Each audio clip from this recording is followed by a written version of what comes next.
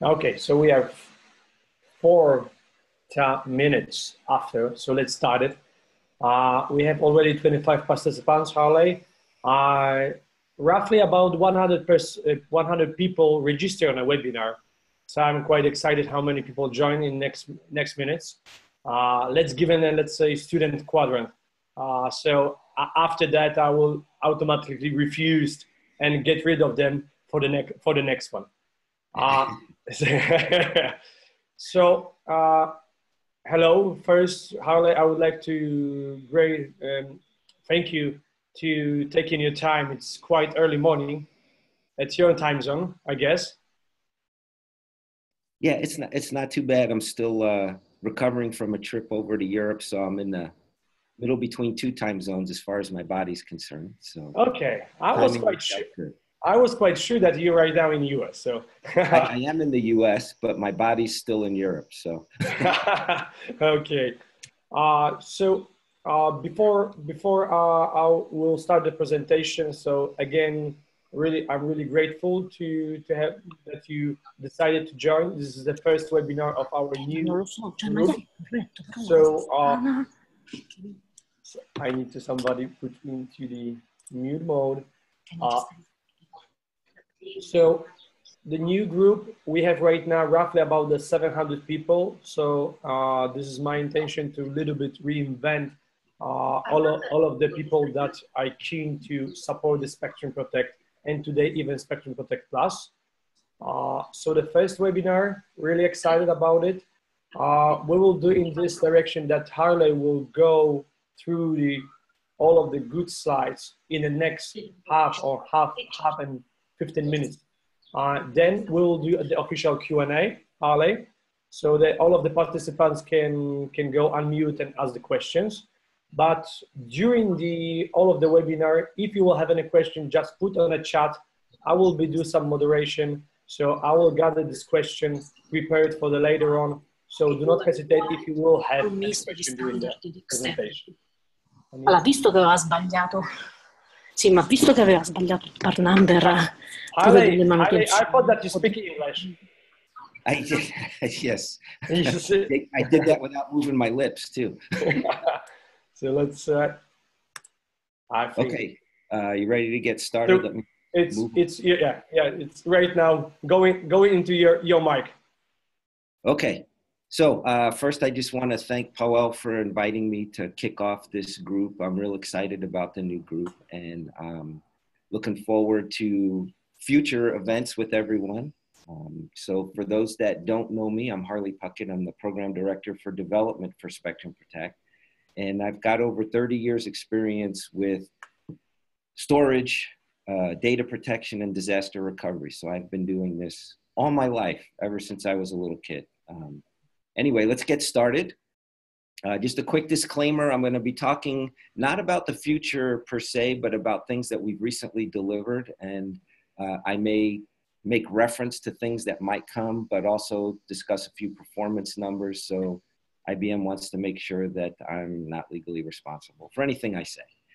Anyway, just to get started. So first off, I know we've got a lot of folks on this call that have been around maybe from the very beginning with ADSM, transpired into TSM, and now the progression and transformation of TSM into IBM Spectrum Protect. So I may slip and say TSM here and there, but really we're talking about IBM Spectrum Protect. So for those that have been around or new to it, I wanted to start off with this chart. And basically, we started off purely as a data protection solution, right? We're going to be 25 years old in July, Spectrum Protect. So we've been around a long time, but we started with the whole point of what people needed for data protection and what's that basic rule of why you do it. You need to have 3 copies. You need to have them in 2 different formats, and you need at least 1 copy off-site. So we've been doing that from day one, but it's evolving, right? People are really after operational recovery. And nowadays, that operational recovery, the expectation is a near instant data recovery. And typically, we're delivering that via snapshots, historically by hardware snapshots, but now with software snapshots. And you'll see that as we've expanded our portfolio, But the real evolution is not just in the snapshots and instant recovery, it's in, hey, I've been doing data protection for insurance and I want to get more value out of that data that just sits there.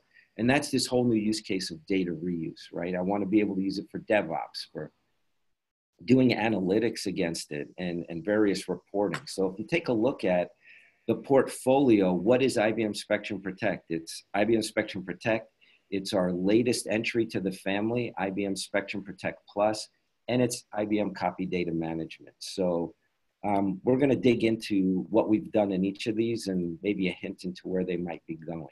So hopefully you've all by now heard of IBM Spectrum Protect Plus, the latest addition to our data protection family. It's an entirely new paradigm shift for us. We've taken a lot of the input from the market and from our clients. So you'll see this very simple to use UI. It's designed to be fast and lightweight. You know, you can install this in about 15 minutes, install the code, but honestly be up and running to your first backup in about an hour.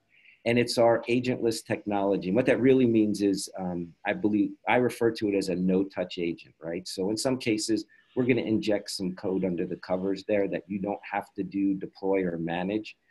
So that, in essence, is where we get the agentless from.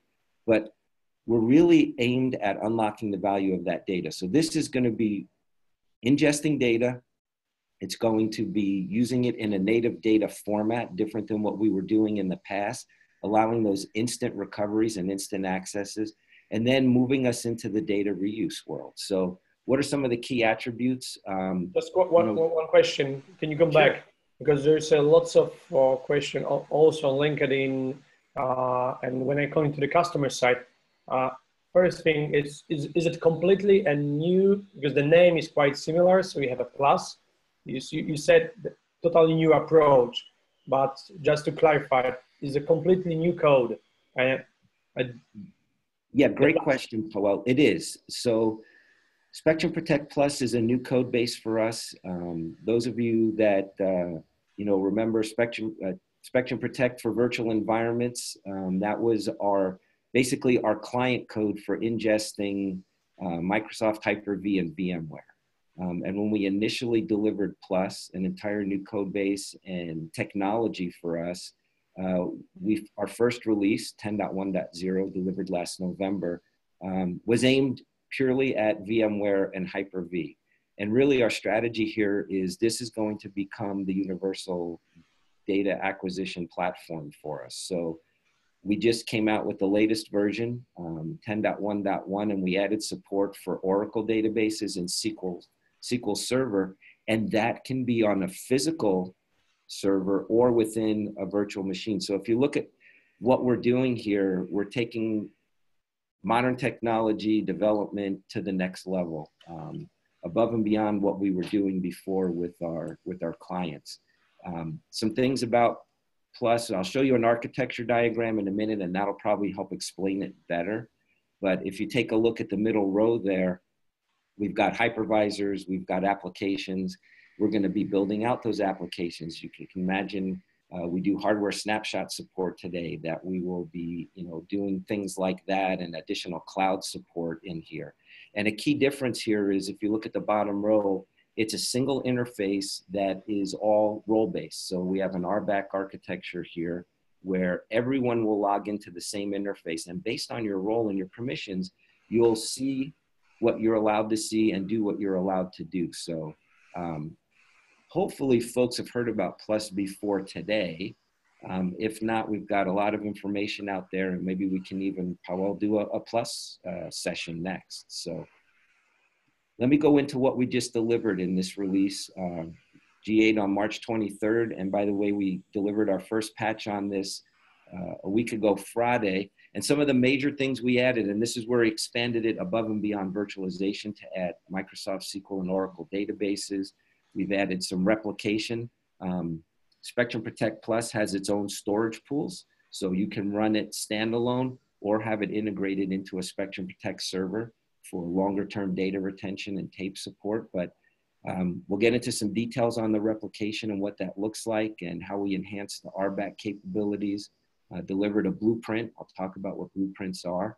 and just did some optimizations. And in this first patch, we are already provided some performance improvements for VMware and some Oracle point-in-time recovery. So let's take a look at that. For the RBAC stuff, we had that in the first release, but it was limited, and now we've built it out to where it can be very granular. You can create your own roles or use the out-of-the-box roles. It's very simple to do in the interface, point and click, and create what you want. So this allows everyone from an overall administrator to do everything to an end user to be able to log in and do their own file level recovery from a VM and only have access to their stuff. If we take a look at the vSnap, that's basically the storage pool for Plus. We added the ability to have multiple vSnaps and replicate between those. So, I mean, you had multiple vSnaps before, but now we can replicate between vSnaps. They can be within the same site or at different sites.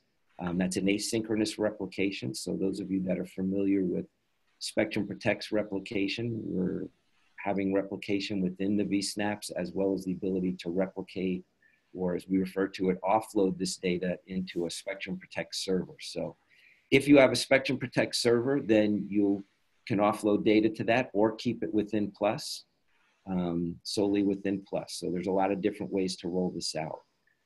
We also recently delivered Plus native on the IBM VMware Cloud. So when you go into the portal there, you can order your virtual machines and say, hey, I want data protection. Click on the Spectrum Protect Plus on IBM Cloud button there, and we will automatically deploy and spin up a Plus server for you to protect those VMs that you just created. We're there now native in the IBM VMware Cloud, and you can imagine that we would be providing similar support across the other clouds in the near future. So let's talk about the blueprints. Hopefully you've heard about the blueprints. I'll talk a little bit more about the Spectrum Protect blueprint. But right here, we came out with a blueprint for Plus. And this is basically, kind of like the recipe for a successful Plus architecture and delivery, right? We'll walk you through some scenarios, tell you how to roll out a Spectrum Protect Plus server and the vSnap repositories. We'll give you a sizing tool that you can plug in your workload, and we'll tell you exactly how many servers, CPUs and memory you need for the Plus server and for the vSnap repositories. And by the way, this stuff can be run all as virtual machines or on physical machines. And we give you the best practices. So I highly recommend when you take a look at rolling Plus out in your environments that you follow the blueprints.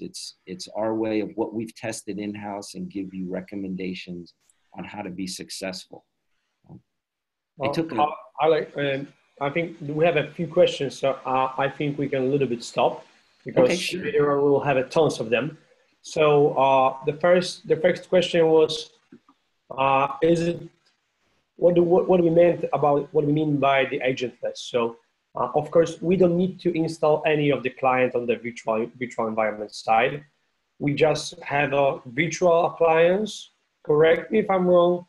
Put it as a VM on one of the hypervisor types, so it can be VMware on a Hyper-V, and we just connect via the vStorage API onto the Hyper-V specifically. We put the credential and we can start to protect the data out of VMs. That's correct. So as far as agentless, if you take a look at the traditional Spectrum Protect clients, the BA client, the TDPs, you actually have to go install and maintain code on every machine that you want to do data protection for SQL or Oracle or files, etc. What we've got here is above and beyond what Pawel described with virtual machines, where we have used the VADP and the Microsoft APIs to do the data offload. For SQL and Oracle, instead of you having to install a TDP for SQL or a TDP for Oracle on each of those machines, we will actually go and auto-discover the Oracle server. Well, you point us at the Oracle server or the SQL server. We'll auto-discover all the databases, and then you select the ones you want to protect, and we will inject a small piece of code that goes out and does the data protection. You don't deploy it or manage it. We do all of that under the covers for you. So I really like the let's say the how much time you need to implement it and start to protect the data. You said 15 minutes, and I tested. I did it in 8 minutes, so I'm better than you. Okay. Yeah, you are. But the key is the simplicity. So I really like the Plus architecture and the philosophy. So you just grab the VM, OVA, just put the IP address, login, send the credential, start to put into the specific SLA domain, so that the policy and protect. Because, so why I'm saying it, because the next question was, is the philosophy familiar to Vim? And unfortunately, more and more people knows Vim. They've been quite successful on the virtualization markets because I think of this philosophy, the simplicity and the time to start the first backup after the installation.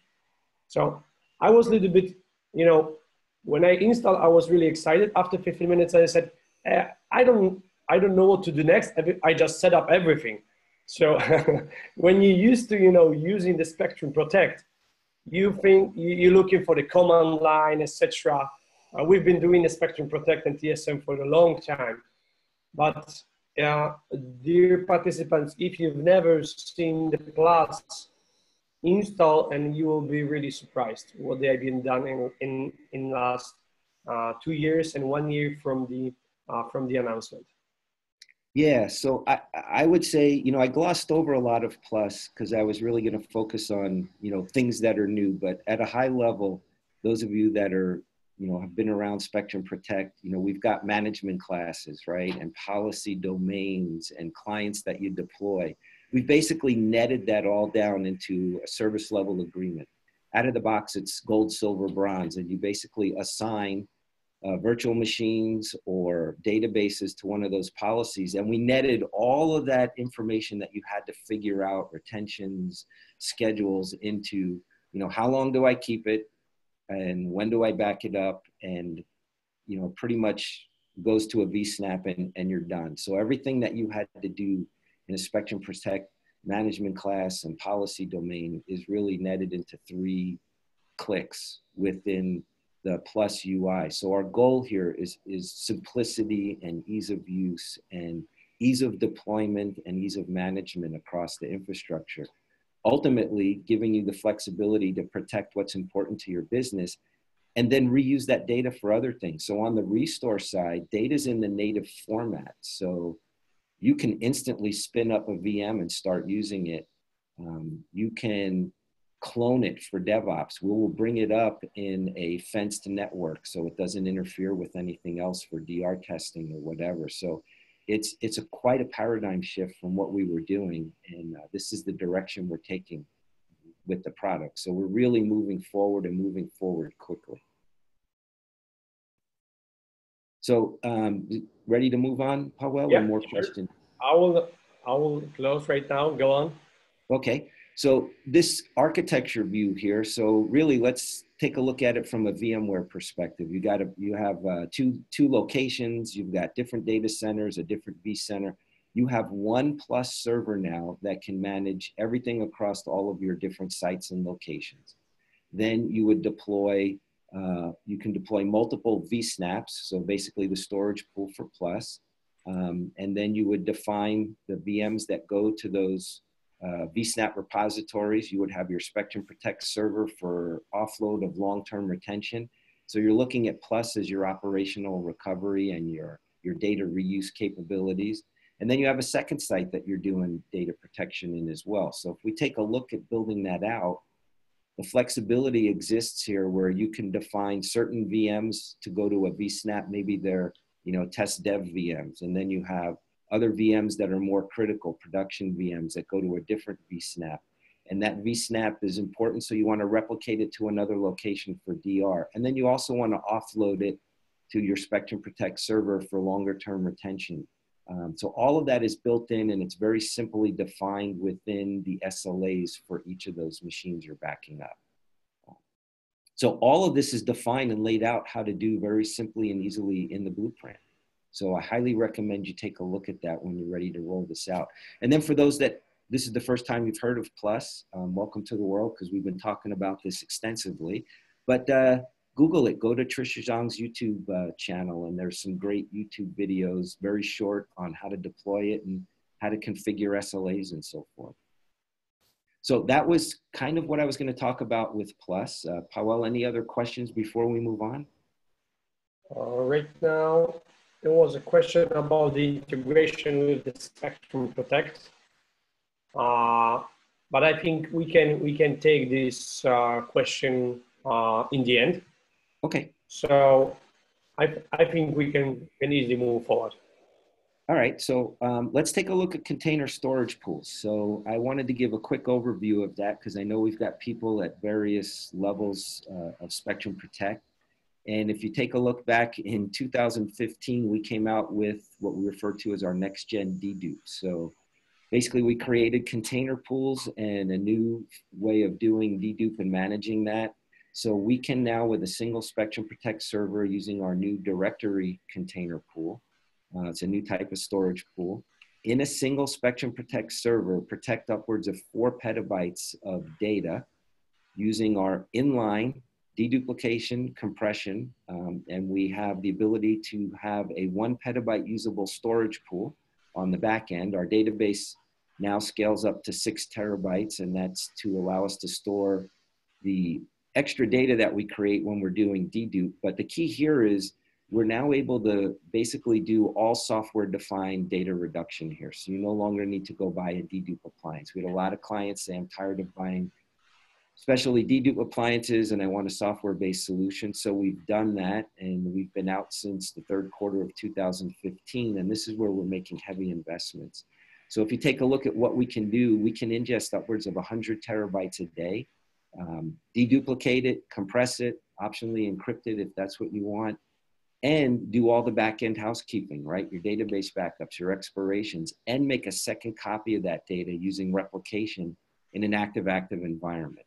Now, if we do all of that dedupe solely on the server, because we support client-side dedupe still as well, then you're looking at around 80 terabytes a day. So in order to be successful, we created the blueprints. And this is what we modeled for Plus as well. But this is basically like your recipe. If you wanted to bake a chocolate chip cookie, you go buy you get a recipe book out, and that's what the blueprints are. They're that recipe book for success with a dedupe-based Spectrum Protect server. So you would have a small or medium or large workload, just like buying a t-shirt, right? You can go into the store and say, hey, I fit in a medium, and just pick a medium off the shelf. Well, we define what those workloads are, and then we give you prescriptive guidance on how to build a Spectrum Protect server for a small or a medium or a large workload. How many CPUs, how much memory, how many NIC cards, how much HBAs, what's the storage configuration? And it's more than just that. We'll provide a couple of tools for you to go out and test that you've deployed it correctly. We'll test the performance of the database storage. We'll test the performance of the directory container pool storage so that you know you'll be successful and that you will match, if you follow the recipe, the same performance metrics that we achieved in the lab, because we build and test these in the lab, and this is what we do our development and test on. So highly recommend, if you haven't looked at them, take a look at them. In those small, medium, large workloads, you can see what we do, basically how much data we can ingest per day, small up to 10 terabytes, and this is pre-dedupe. Talk about the repository sizes, and you can use this as a general guideline.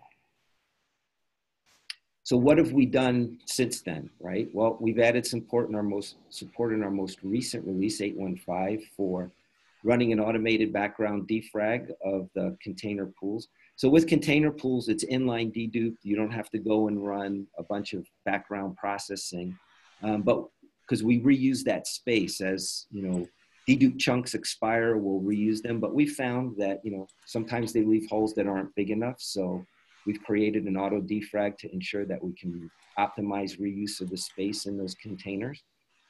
There is a way to manually do that with a move container. Defrag equals yes, you'll see that on the chart, but really that's designed for folks that, maybe you're moving out some storage technology, something like that, so you can manually issue it. But really you don't have to do anything, because we'll automatically run this on the back end for you to keep that and make it easier. Harley, few questions, so let's a little bit stop. Sure. I'm thank you for taking about the attitude to talk about the containers, because as you said, still lots of people using the file level pool with the deduplication. So if anybody of you still considering stays on a file pool with the dedup, just forget about it. Go into the containers, because IBM has done much more effort in the last years to invest in the container pool. And this will be the only pool recommended for all of the workloads with the dedup and with the inline deduplication. So we need to be, also I would like to add that with the container pool, Harley, we and IBM have a huge opportunity to gather much more data than the competition. So if you're comparing how many servers we need to install, if we consider in small, medium, or big size, I did some assumptions that one of the competition needs at least 5 or 6 media servers, comparing to one Spectrum Protect server with container pool. So it's important from the, let's say, numbers and the daily ingest of the data. It's much more, it's multiplied more than we used to have in a file pool. Yeah, great point, Pawel. We really do encourage folks to move off of what I refer to as our legacy dedup into this next-gen dedup. Performance is dramatically better all around, and scalability all around. Now, you know, from a performance perspective, you're going to want to increase your sessions from your clients, because we're doing the dedup inline, as before it was a post process. But yeah, we believe, based on analysis we've done and others have done outside of IBM, that we've got the best performing and the best scaling solution in the industry, and that's our goal, to maintain that position. So there's one also, before we'll move forward, there's one question about what's the best dedup ratio seen on databases. So examples: HANA, SQLs, SQL servers, Oracle. So maybe do you have a number for one of the customers worldwide that they got really good numbers from this kind of the workloads? So that's the classic answer, right? That's really, it depends, okay? So when we size the blueprints, that chart that I showed, we basically say it's a 4-to-1 data reduction. That's the average. That assumes all workloads combined. But I've worked with clients that, depending on what they're doing, they've gotten anywhere from, you know, double-digit dedup reductions, right? And then that's a combination, right? So we deduplicate the data and then we compress it. So if you look at dedup alone, you get certain data reduction.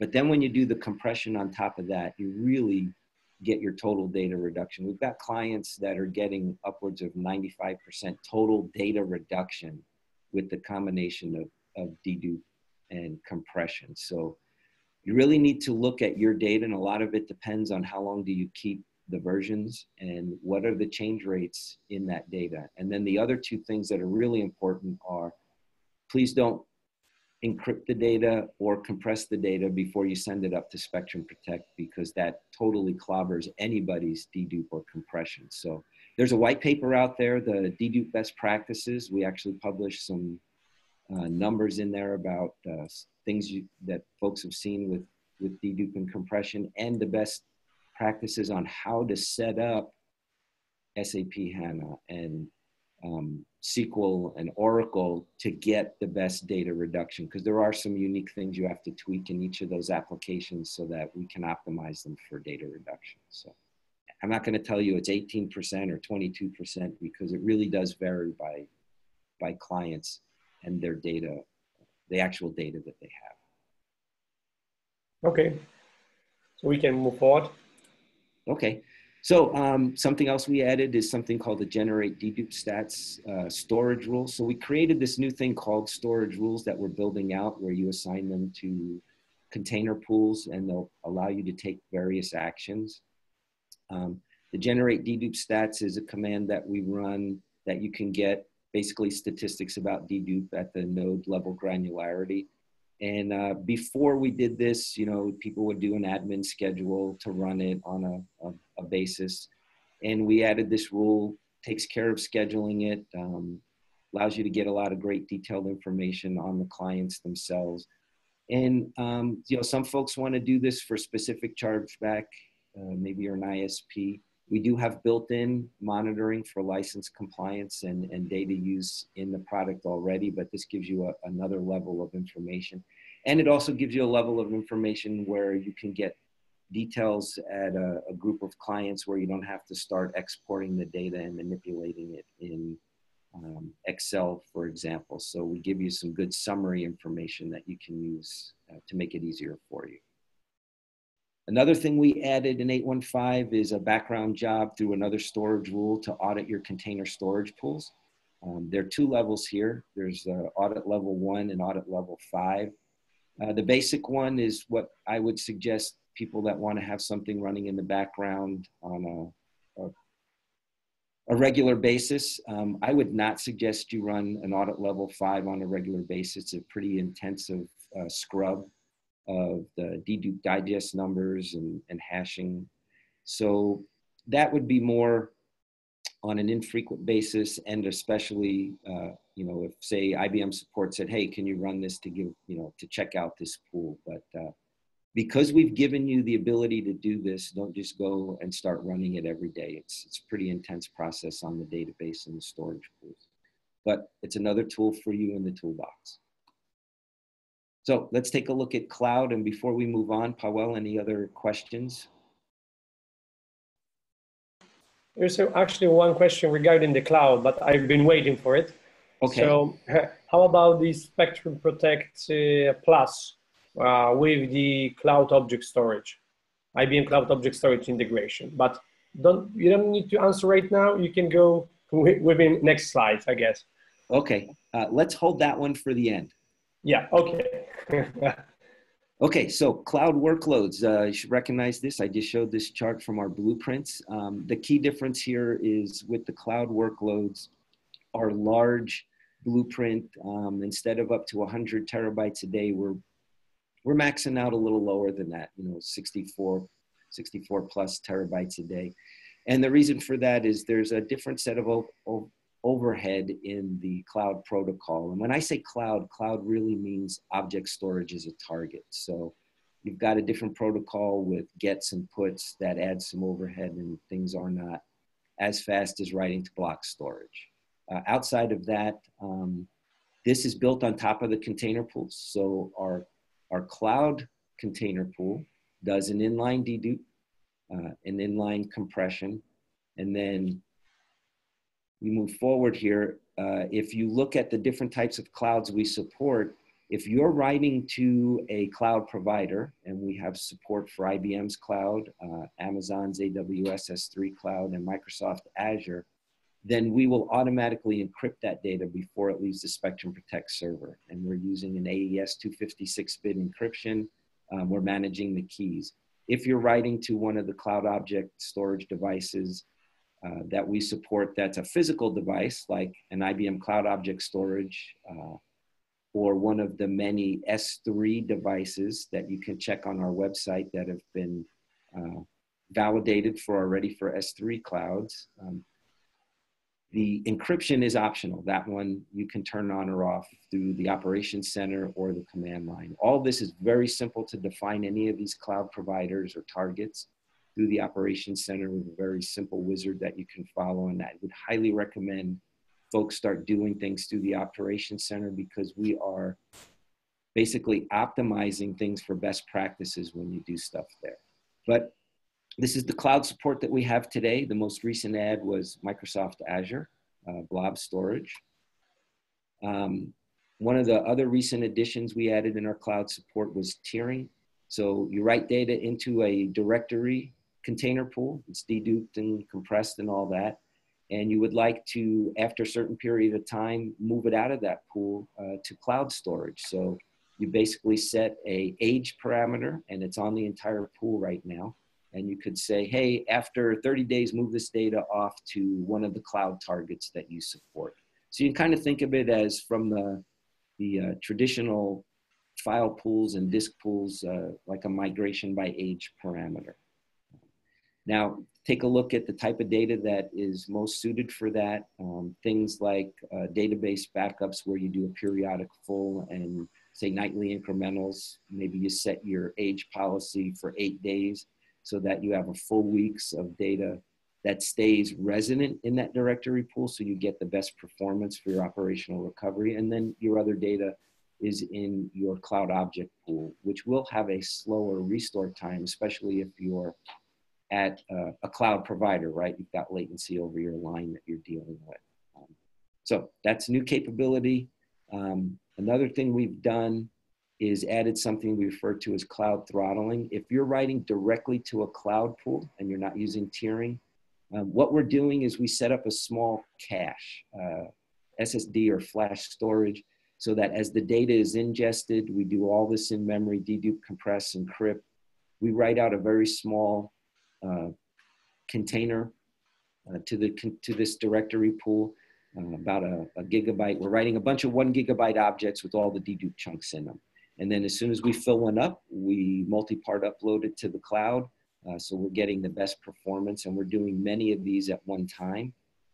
But if you start running out of bandwidth to the cloud, you know, your ingest could fail. So we added a throttling, automatic throttling under the covers, so that if something slows down and we're starting to fill that cache, instead of failing your backups, we'll just slow them down until we can drain them. So nice thing under the covers we're doing for you. Then most recently, we added reclamation of these cloud container pools. So again, using a storage rule, you would enable this. So if you're already using cloud containers, you'd go into the OC and turn this on. When you create a new cloud container pool, we'll automatically enable this. So what we found is, since all that data is deduplicated and basically an object in cloud storage is immutable, you can't reuse the space in it like we do in a directory pool. You could have chunks changing on an often basis, and we end up with some wasted space out there. So what we do is we go and reclaim, kind of like we do on a tape pool, and we just move all the valid chunks out and put them into a new object in the cloud and free up all of that space. So got a quick chart here. This is a screenshot from the Operations Center. So if you use the Operations Center, again, I highly recommend it to go in and set this up. What you'll see here is the container that we're reclaiming. You know, you set when do you want it to run, how long, and then what's the threshold. And right now, this example, it's 70%. What that means is once I have 70% of reclaimable space, I will go and reclaim it. And the key thing to me is that estimated view on the right there, that little panel where it talks about, here's your total cloud pool. You've got, in this example, 10 megabytes, we'll call that terabytes, so it's more reasonable, of space that's unused, right? So it's allocated, but within all of those objects we've stored, that's space that's no longer valid, of chunks that have expired. And if you go and run reclamation at this 70% threshold, you'll get 9 terabytes back, or 9 megabytes as this is sent. But what's really critical to look at is at the bottom. What we do is we tell you the network traffic that you would expect, and especially how many gets and puts are required, because we'll have to do a get to read it out of that container or that object, and a put to put it in a new container. And several of the cloud providers do a metered cost. So you want to basically look at which cloud provider you're doing and just look at their calculator that says, hey, I'm going to do this many gets and this many puts. What is that going to cost me? And is that cheaper than what I'm paying for wasted space? And honestly, we've done some evaluations across all the providers we support. And we believe, based on the current numbers that they charge for storage and for gets puts, it is cheaper to do reclamation and to just follow our defaults. But again, we give you the ability for you to do your own cost analysis. Now, if you're using an on-premise object storage device, then really there's no metering costs unless you're charging yourself. So then you can be a little bit more aggressive if you want with the reclamation. So I'll pause. Pawel, any other questions here before we move on? Well, I've been started to answering most of them. So he's doing a good job. So you can concentrate on your presentation right now. Oh, excellent. Thank you. But maybe disruptor. How you see this new cloud movement into the Spectrum Protect installation worldwide in a different scenarios. You still see more on-premise and touching and testing the clouds, or more and more new customers or existing customers moved into the fully cloud approach? So believe it or not, we still see tape as the primary landing point for a lot of our customers. But the directory container pools in the last 2 years have really taken off, and a lot of customers have been moving all of their new workloads and creating all of their new servers as dedupe only with replication. We're starting to see customers adopting cloud for certain workloads. I would say in the next couple years, we believe, and I believe, that you'll see a much broader adoption of cloud for data protection. There's a lot of talk about people experimenting with it, but more so in our base, it's been on-prem. Now, that being said, there are pockets of areas and industries where people are moving more of their data to the cloud. We've got some clients that have completely moved to cloud, and they're running their Spectrum Protect servers in either IBM Cloud or Amazon or Azure, and doing all their data protection of the data that's in the cloud there, and or moving all of that in the cloud and having a on-premise Spectrum Protect server doing the backup targeting cloud storage. So that's one scenario. And the other scenario that I'm seeing is I've got directory container pools and everything is on-premise, but my DR now, I'm spinning up a Spectrum Protect server in the cloud and using replication. So I'm getting away from things like Iron Mountain and SunGuard, and I'm now spinning that DR site up in the cloud, and I replicate to the cloud so that I don't have to have another data center or a DR provider. I believe in the future you'll see Protect and Plus all running native in the cloud, protecting native workloads in the cloud, and hybrid data centers with some things still on-prem. It's fully agree, because we need to remember that the container pools has a really good replication capability. So building a multi-site Spectrum Protect servers allows us to have a active passive mode. Yes? So we can use a cloud pool as a disaster. Yeah, and if you take a look at where we're going, and if you follow the capabilities, so replication. Yeah, sorry, I stepped on you, Pawel. Yeah, with the replication, where a lot of people are taking their first steps. But if you look at what we've delivered, you'll notice there was quite a few cloud enablement things. And if you keep an eye on our next release and the release after that, you'll see we're investing very heavily in cloud enablement, because we do believe in the next couple of years, most everyone across industries, with a few exceptions, will be moving at least 50% of their workloads to the cloud. And we want to be your first choice there. So we're being very smart. We've got very tight working relationships with the various cloud vendors, so that what we're developing is going to be the best out there based on the information they share with us and we share with them, to really have tight partnerships. And we've got those with obviously the IBM Cloud, but with Amazon and Azure. And, so watch this space. I certainly do. So ready to move on? Yeah, let's go. Okay, so let's talk about Operations Center enhancements. I'm sure a lot of folks on this call are command line users, right, if you've been around a while, but I highly encourage you to really start taking another look at the Operations Center. We've added quite a bit of capability to it. And for those command line users, you can use the command line in the Operations Center, because we have a very friendly command line builder that will help you if you don't remember all the parameters.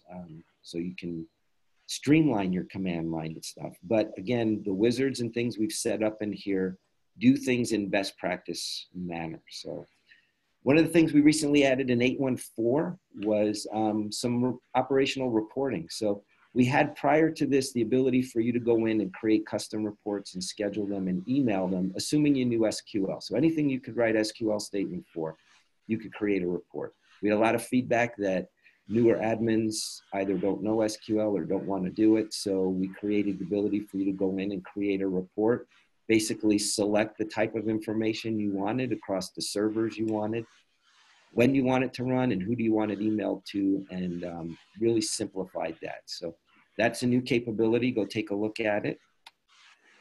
The other big thing we did last year in 8.1.3 was client deployment. So we added to the Operations Center the ability to go out and look at your entire estate of backup archive clients, which is still the predominant client technology deployed in our customers. Find out what versions they're all at. Go out and take a look at our the IBM site and find out what's the latest level for each of those versions. And then say, you can go and schedule, hey, I want to upgrade these to the latest version. So you would select which clients you want to upgrade, when do you want to upgrade them, and then we'd go off in the background and run that. And if we ran into any issues, we'd alert you of that, and then you could, resolve that issue and rerun that upgrade. So it's very simple and easy to use, and we've gotten some really good feedback on it. And we'll talk about why we did that in a minute, but let's take a look at the other thing we added in the Operations Center. And that's a new security dashboard in 8.1.5. Sure, you've all heard about ransomware and crypto lockers. So what we've done is we're using analytics based on the data we see coming in from your backup archive clients. How many bytes are you backing up on a regular basis, and what did you do in the last backup? Assuming you're using dedupe, what kind of dedupe ratios have you been getting? And if we see changes outside of a norm pattern for each of those clients, we'll alert you about it. Maybe you sent a whole bunch more megabytes of data or gigabytes of data for that client last night than you normally do. So potentially that means it got encrypted and everything looks new to us. Or your dedupe ratio went way down because you've encrypted the data and we can't dedupe it anymore. So these are things that you can look at, will alert you. You can go and acknowledge them, assign these alerts, or say, hey, you know what? We just doubled the workload of that client. So that was normal. And you can click rebase that workload so that we'll have a new norm to look forward on. And right now, this is the BA client. You can imagine in the near future that this would support some of our other clients. So keep an eye on that. Now, let's take a look at security. And before I move on, any questions to interact with here before we go? Okay. No, I think we are good. Colin is doing a really good job. Thank you. So security, that's always on everyone's mind. Hopefully it is, especially those that are stewards of others' data. So encryption at rest for the container pools. When we came out with the cloud container pool back in 7.1.3, on day one, that supported encryption at rest. And that was a primary requirement from everyone saying, hey, if I'm going to send data to a cloud, I want it encrypted before it leaves my server. With our on-premise directory container pool, it wasn't a requirement really from the majority of our clients, but that's changed over time. And so in 8.1.2, we took the same technology and we now encrypt. You can enable encryption at rest for your directory container pools. It's all the same AES 256-bit encryption. It's a tamper-resistant encryption algorithm. So we basically encrypt it before we write it, and then we decrypt it on the readout. So if that is a threat model that you have to, address in your environment, we give you a tool for software-defined encryption of your on-premise data. Now, you may be buying devices like our Storware devices that have built-in hardware encryption. That's always a great option as well. Hardware encryption is no overhead on your Spectrum Protect server. But if you don't have devices that do that, or you want it all software defined, you have that option. Now here's the big one. Enhanced security with TLS. This came out in version 8.1.2, and we also did this in version 7.1.8. This is our new security model. So we created something we refer to as hybrid TLS. And that is where for all of your communication between the clients and the server, so that's, authentication, all the metadata that we transfer, that is now encrypted using TLS and certificates. The data transport itself, we're sending using TCP/IP, so we don't have to pay that performance penalty of TLS. However, you can, if that's a threat model you need to protect against, enable TLS for the data transmission as well. Now, this is a paradigm shift from where we were before with just a password authentication. So we've tightened up the password portion and now require the certificates. So if you have not upgraded to these levels yet, I highly recommend it. This will really help ensure that you're running the most secure data protection environment. There's some tech notes out there that give you some guidance on how to do it. We recommend you upgrade your servers first and then upgrade your clients. We've done a lot of stuff to simplify this. This is partly why we created the client push, to simplify it for you. Our clients, the first time after you've upgraded them and they're talking to an upgraded Spectrum Protect server, under the covers will manage all of the certificate deployments. So we've really done the best we can to simplify that at the most latest levels. I will say that there's been a lot of worry and confusion in the market about this, and partly our fault for maybe being too conservative when we rolled it out. But we've seen some good adoption, and we think we've worked through most of the speed bumps that people have run into. And I will say in our next release, take a look at the Knowledge Center, because we've also gotten feedback that the directions weren't as clear as they could be. And so we're really going to be improving that for you. If you don't want to wait to read the tech note, take a look at the directions in the Knowledge Center coming here shortly. I'm going to pause here because this generally generates a lot of questions to us, and see if there's anything we want to talk about here. Pawel? Still waiting, but actually we don't have any questions regarding the security. Okay.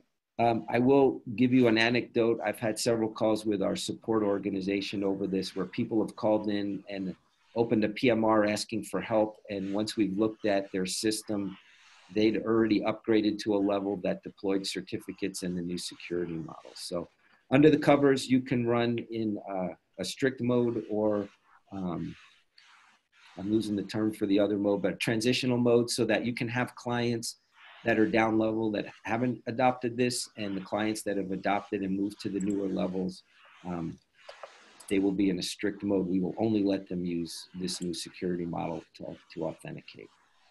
Now, GDPR, I'm sure with the audience we have here, there's folks that this is very important to. It should be important to everyone, no matter where you are, but we've done some work in 815 to enhance our support for GDPR.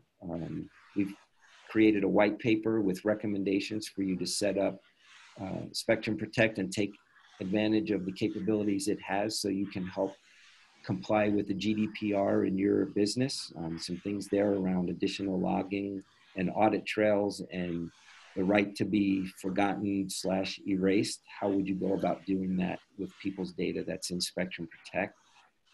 So we've got some resources here. We'll make this deck available for folks later, but there's a tech note that talks about the various rules of GDPR and what you can do with Spectrum Protect in your environment to help you be GDPR compliant.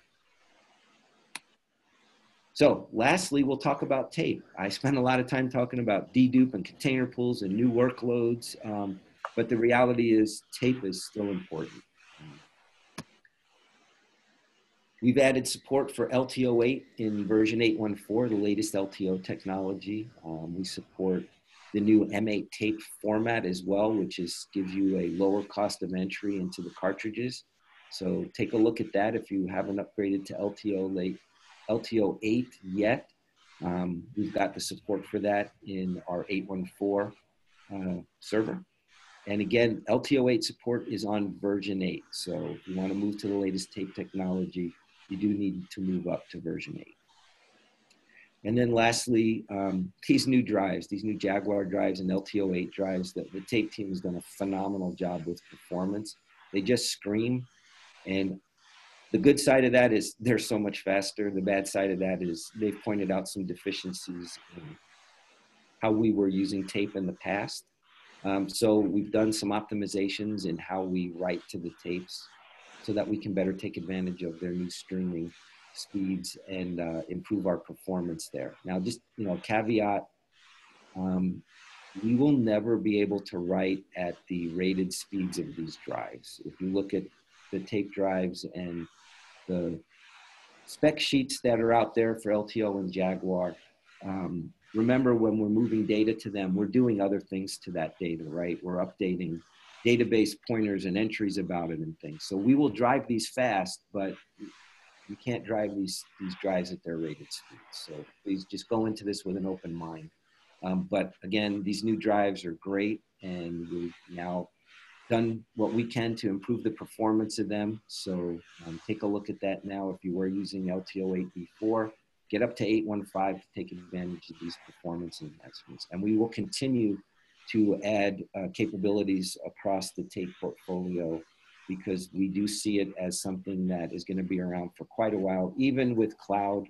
You know, we've even had requests for folks to say, I want to go cloud native first to a cloud on-premise pool, and then later move some of that data off to tape, because I'm still keeping it for 10, 15 years, and tape doesn't use any power, and it's still, to me, the best low-cost alternative per gigabyte for a lot of use cases.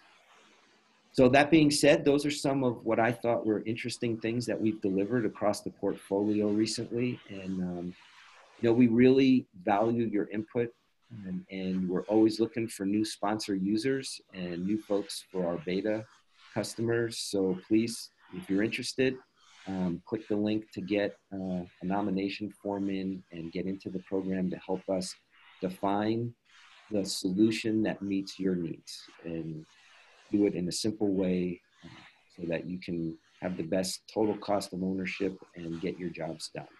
So that's the scheduled portion of this session. I guess we can open it up now for more questions, Pawel. Mm-hmm. There was a open question: why IBM is still investing in tape when the whole world is moving to the cloud? And I just answer with the questions what the cloud providers is using for the cold data. It's tape. Yeah, Yes, the tape. So the cloud. I'm also, you know, like this anecdote that, you know, the cloud is the computers, but in a different area. So of course it's something more.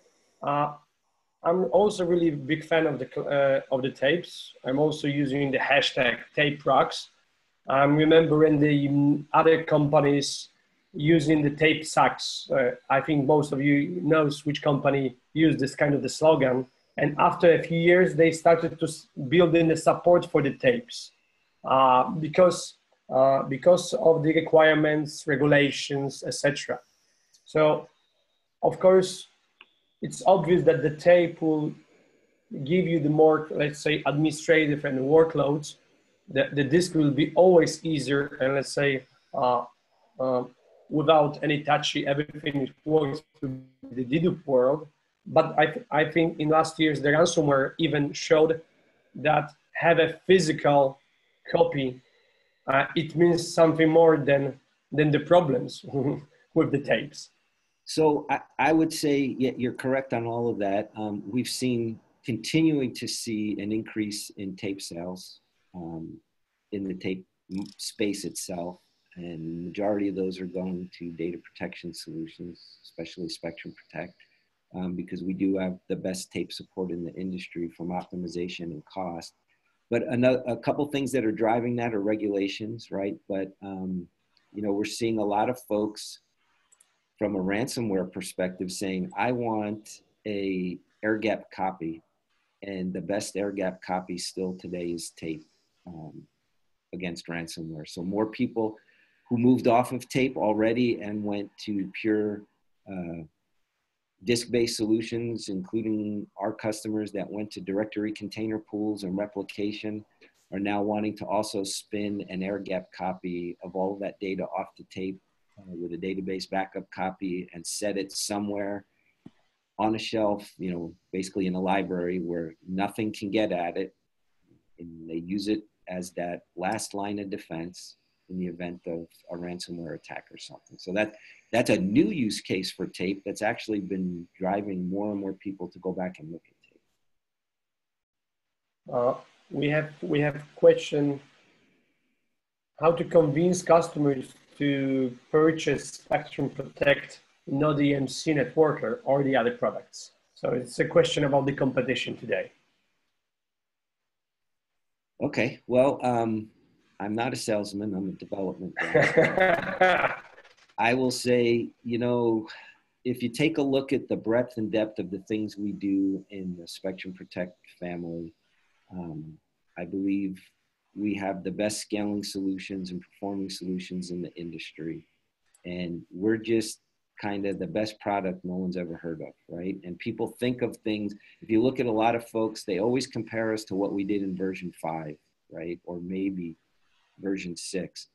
But the things that we can do today in version 8 and how quickly we've been coming out with new capabilities, and especially with this complete paradigm shift, the Spectrum Protect Plus and our vSnap repository and native data format with instant access. I mean, you're literally able to recover and start using data, whether it's for a DR test, DevOps, or even data recovery within minutes. That's industry-leading stuff, folks, and that shouldn't be that hard to explain to people. You can go out and do a demo of Plus very quickly and easily. You can download it for free for 30 days and do a trial of it as a virtual deployment, virtual machine deployment in OBA, and that should speak volumes. So, Pawel, you're better at sales than I am. What do you tell people? Okay, I sold more than 150 implementation, but then I need to implement it. You know, it's not about the sales. You need to execute after that. But right. I put a month ago post on our user group. I said 3 reasons for which you would like to choose the IBM Spectrum Protect. So I put 3 major points. The first one is in any case, Spectrum Protect TSM, old name, never let me down. As one of the few backup products, I could recover the data in 100%. And it's when you're doing hundreds of the different projects, meet people from the different, even from the competition, different business partners, you start to talk about what is really inside, not as a really brilliant UI, but what's going on during, let's say, the maintenance for the several years. You will find the Spectrum Protect as a, let's say, peace of mind. I remember when I had to upgrade the server, which wasn't touched for the last 10 years. So imagine that the customer stuck on the LTO1, and 10 years later, we migrated into the version 6. They have a version 4 something, I don't remember. The second point, I put the scalability. So I always love to, speak with the smallest SMB customers and also go into the enterprises. I always been said that IBM was much more confident in the enterprise and then on the small markets. But Spectrum Protect Plus, it changed it a real in 100% or even 360%. So it's a different angle that we can come right now.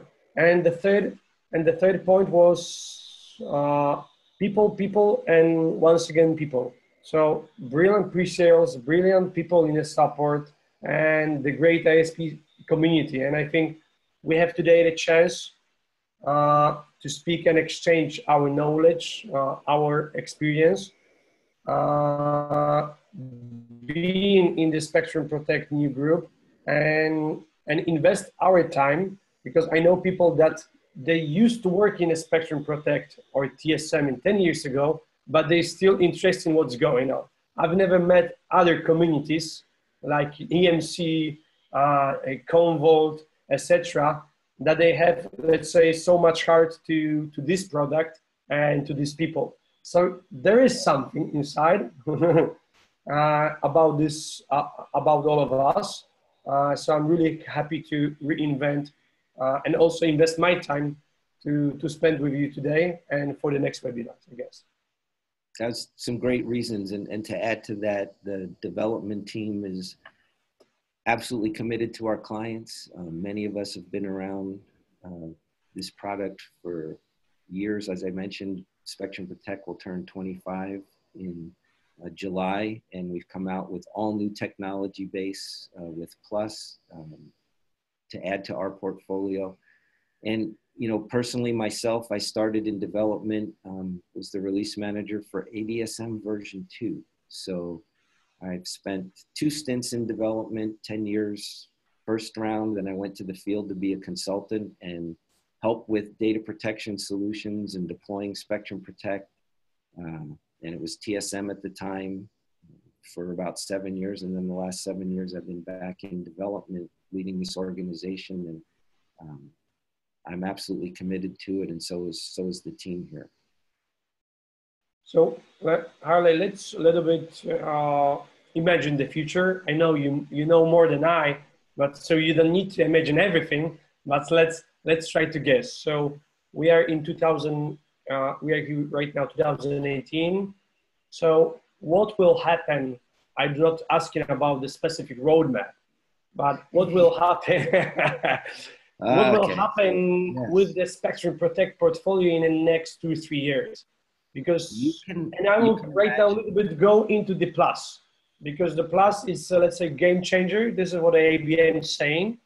I'm also do love the new style of and the attitude now, how to show the customers the value of the new way of the data-driven architecture.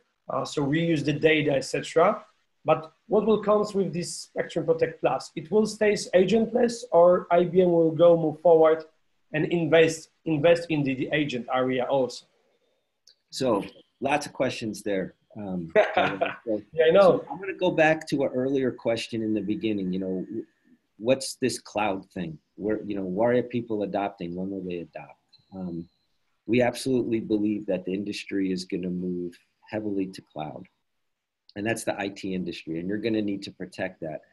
There's going to be at least 50% of most companies' workloads will be born on the cloud in the next couple of years. So if you look at what we need to do to be the solution of choice, we need to really think cloud native. So with Plus as an agentless technology and as our universal data ingest engine and data reuse engine, you're going to see a rapid build out of workloads. So things that we don't do today natively, you'll see that coming in the future, right? So I'm looking at my crystal ball without being very specific, okay?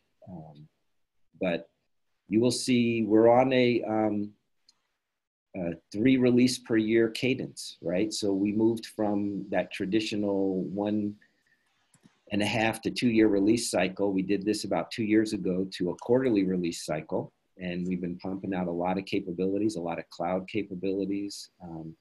And we're now this year back that off a little bit. So instead of 4 releases a year, we're going to do 3. And a lot of that is to get out cloud capabilities and new workloads on the Plus side and to build out the cloud support on the Spectrum Protect server side. But to continue to stay agentless, yes, that's our goal. Because it all breaks down into, we want to be very simple, right? It's about simplicity, ease of use, protecting the existing and to-be workloads that are important to everyone's business. And that's where we're headed. Without getting into exact specifics, you can see a lot of this stuff, Spectrum Protect and our infrastructure running native in the clouds, protecting cloud-borne workloads, as well as hybrid workloads, right? we can protect data on-premise and in the cloud. And you can choose to run your SP Plus server on-premise and protect stuff in the cloud and on-premise, or run it in the cloud and protect on-premise and in cloud.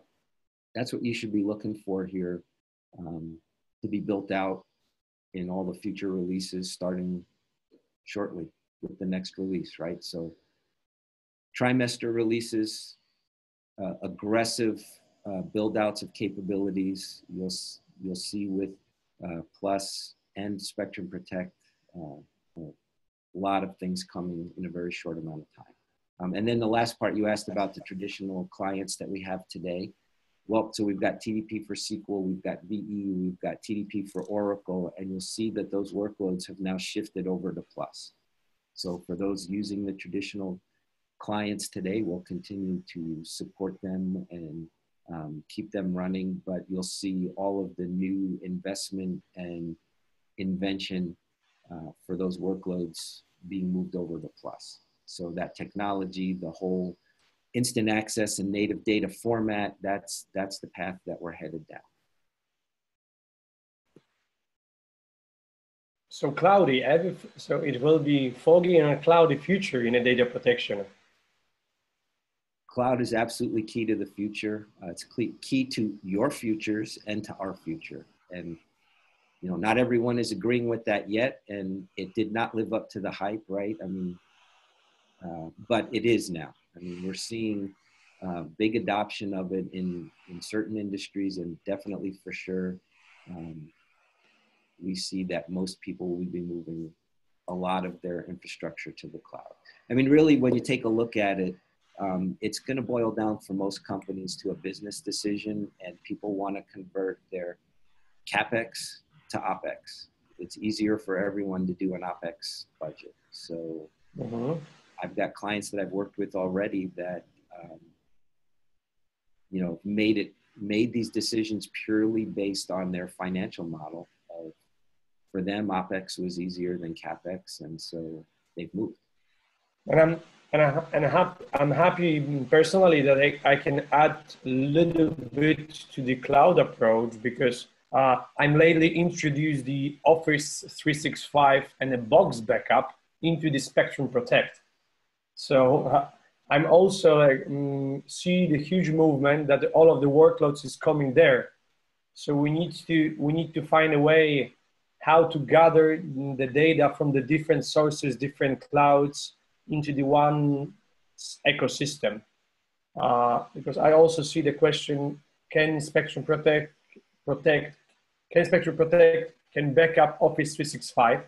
So the question is yes. We can do it since December last year with the Spectrum Storware platform. So even simultaneously, my company is doing the webinar. So there was lots of question: why, Pawel, you doing the webinar at the same time as your people is doing the webinar? And I said, I do like the competition, so I even, you know, compete with my people internally. But as I know, we have more people than they have. But so it's not only about the S3 cloud object storage. So we can easily imagine this Office 365 box, the Dropbox, and the other cloud services will be supported soon into the Spectrum Protect. And also, I saw a few questions about the GDPR. Like you said, it's been 2 weeks when the regulation came into the European Union, I guess 25th of May. And I think it's also important that IBM is also doing a consultancy, yes? So it's not only about the Spectrum Protect, but there are some divisions, like GTS divisions, I think, that they can go analyze it and take the advantage of what's going on today and advise how to put the technology and the proper different softwares into the GDPR to be fully compliant. Yeah, so the GDPR stuff should be important to everyone, because it doesn't matter where your company is located, it matters where your clients are located. And it's a worldwide economy for the majority of of everyone that does business now. And we do have a complete consultancy for GDPR across the board because it basically touches everything you do. You know, it went into effect on the 25th of May, and I don't know about you, but you cannot click on a website anymore that doesn't ask you several questions that are all a result of GDPR regulations and their use of your data and so forth. And there's hard requirements on everyone in their products in order to comply with those regulations.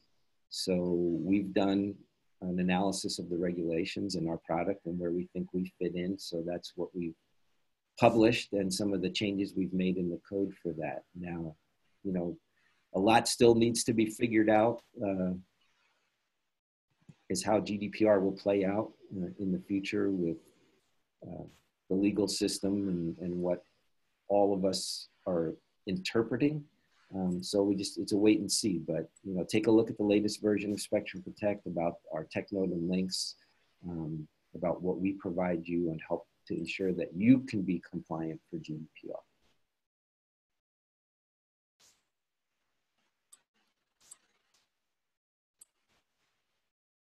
So we got all of the answers, I guess. I think it's a good time that you don't need to chat, so you can easily unmute. So just raise a hand and give me a sign if we have any more questions. Okay, and I've not been in the chat because I couldn't get in there while I was presenting, and I just opened it and saw some a line about the GDPR consultancy in Europe, which is obviously where that should live. But IBM has that, and if you're monitoring the chat yourself, then go take a look. There's appears to be quite a bit of activity.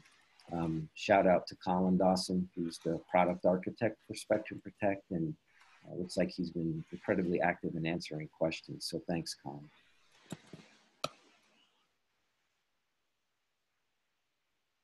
So let's wait 1 minute. If we'll have any new question, we'll answer. I'm just rolling, see if we missed something. Okay. While you're looking at that, I'm just going to thank everyone for joining the LinkedIn group, and especially thank Pawel for creating it. He reached out to me when he had this brilliant idea, and as you can see, 100% in. And I absolutely believe in our user community. We exist for you. So please be active in the community, reach out to others that you know. We'll try and schedule more sessions that'll be of interest. And by the way, it doesn't have to just be Pawel and I presenting things. It's a user community, and it will be successful if you all participate actively. And if you want to present something, reach out to Pawel, and I'm sure he'll set something up for you. But again, I appreciate your being part of the community, and especially appreciate you guys using our product. So thank you. So I will have so monitor what we're doing on social media, because I decided to be quite aggressive to reinvent this community. So we're planning to have, let's say, every 4 or 6 weeks, a webinar with a difference. It will be sometimes more sales, more architecture, more deep technical around some subjects. So just give me a private message on LinkedIn or put on the group what type of the subject you would like to cover. I think even from the questions, it's a huge feedback for us to decide in which direction we should go in the next webinars. As I know, Steve Keniston called me and said, I want to be a next one. I don't want to be hesitate. I want to go talk about the plus. So in the next few days, I think I will introduce next webinar with Steve. And definitely I would like to come back and take Harley on one of other webinars that we'll plan this year. So Harley, do not think that you just did your job and I will forget about you in the next few months. I'm happy to come back. So yeah, Steve would be a great next guest to talk about Plus and what we're doing there. And and even lining up a Plus demo for here, and some other demos, and just other folks that have complementary solutions. I think we need to open this up to everybody.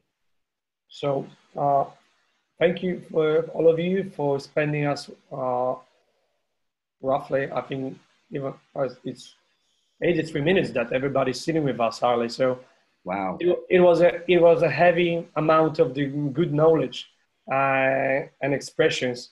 So again, Harley, thank you. Thanks all of you that you joined us. Thanks for all of the questions. If we missed questions, I will have all of the scripts, so I will analyze it, let you know. And as I said, be active on a group. If not, I will hit you, find you on LinkedIn, and I'll start to send in your private message. So you won't hide. You won't hide. All right. Well, thanks everyone. Thank you. Cheers. Bye-bye.